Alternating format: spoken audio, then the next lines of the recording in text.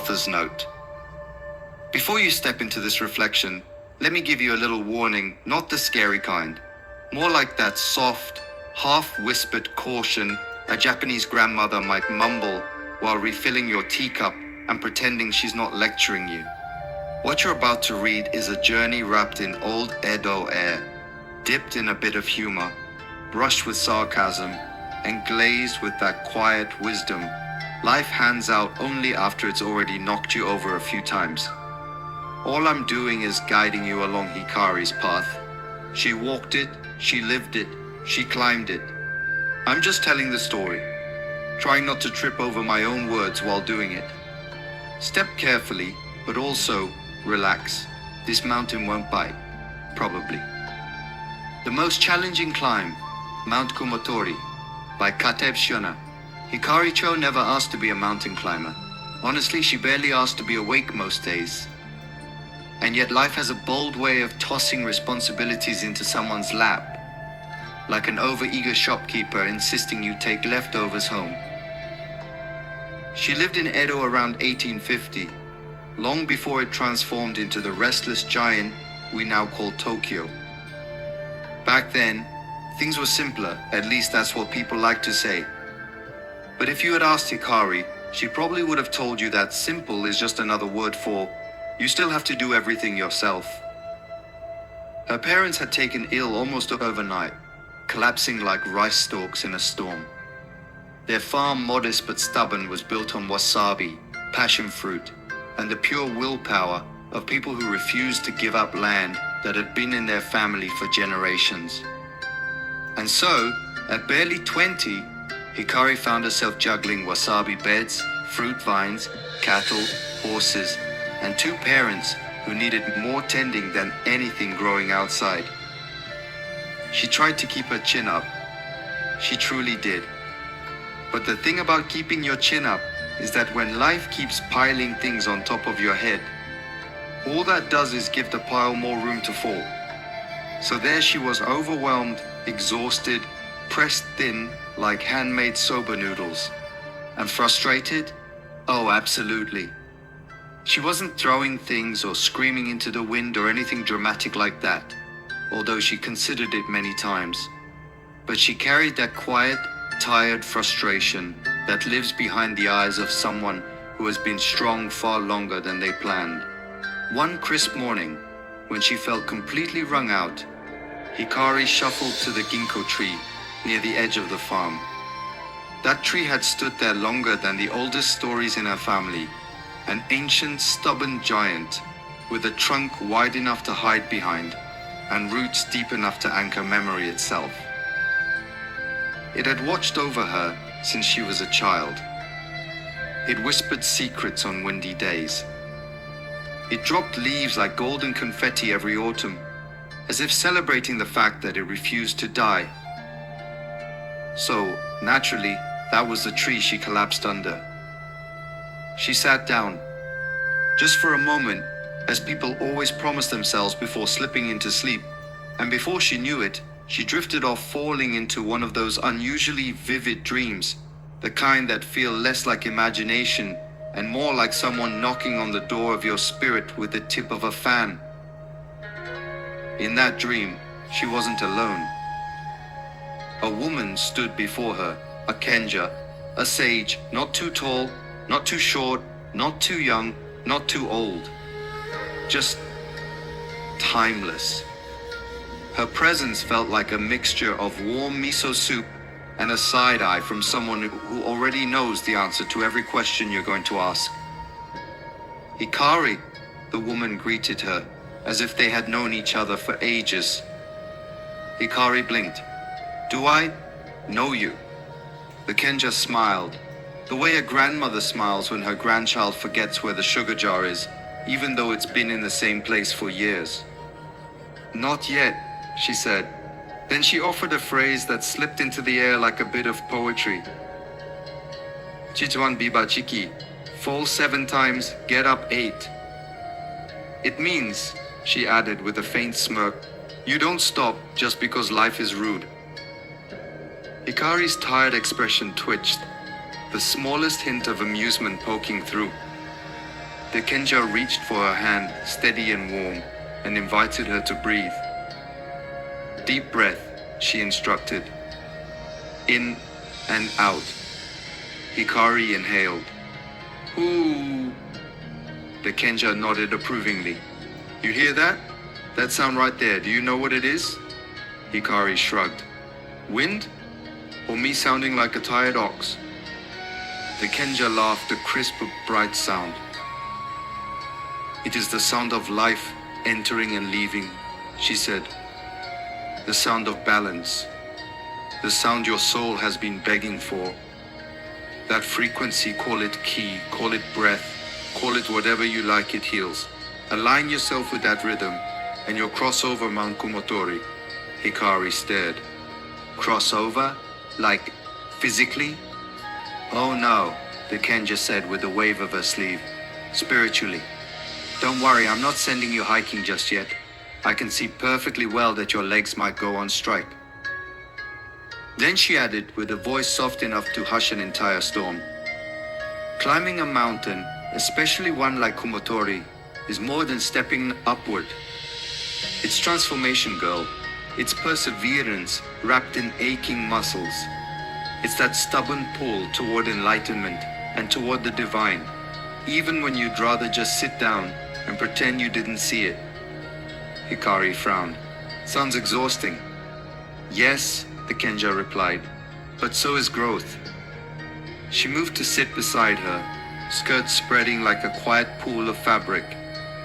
A mountain climb, physically or spiritually, is a quest for something higher. It's where challenges try to shove you back down, and you get this beautiful choice. Stay where you are or climb anyway. Mountains thin the air not to punish you, but to remind you to breathe differently. And halfway up, you discover something, your own strength, the divine whisper, the realization that maybe you weren't as alone as you thought. Hikari listened. And for the first time in weeks, something in her chest loosened. The Kenja leaned closer. Once your breath and your life move as one, harmony will find you. Healing will come from every direction, even places you never prayed to. Hikari smiled, soft and quiet. Now, the Kenja said with mischievous delight, let me tell you a story, since your spirit looks like it could use a laugh. This was no ordinary story. It was folklore, but not something plucked from old books. No. This was the kind of tale a wandering monk might share, after drinking one too many cups of sake, delivered with a wink that says, take this seriously, but also don't take this seriously.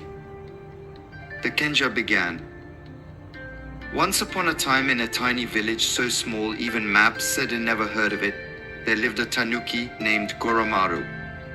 Tanuki, mind you, are tricksters by nature, but Goromaru wasn't exactly the brightest lantern in the shrine. He once tried to shapeshift into a priest, but forgot the chanting part, so villagers just thought he was a man with allergies. Hikari snorted despite herself. One season, every villager was climbing the local hill, only a hill, mind you, not even a respectable mountain, to give thanks to the spirits for a good harvest.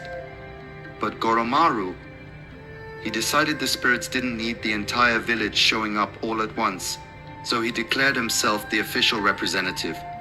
Why climb, he reasoned. I'll nap, then report. Brilliant plan, he thought. So he curled up under a persimmon tree and promptly fell asleep. And in his dream, much like in yours, he met a goddess. A mighty, glowing, celestial being, who immediately asked him, why are you sleeping on your duties? Goromaru blinked and said, well, honestly, climbing sounds like work. The goddess looked at him as if considering turning him into a sandal.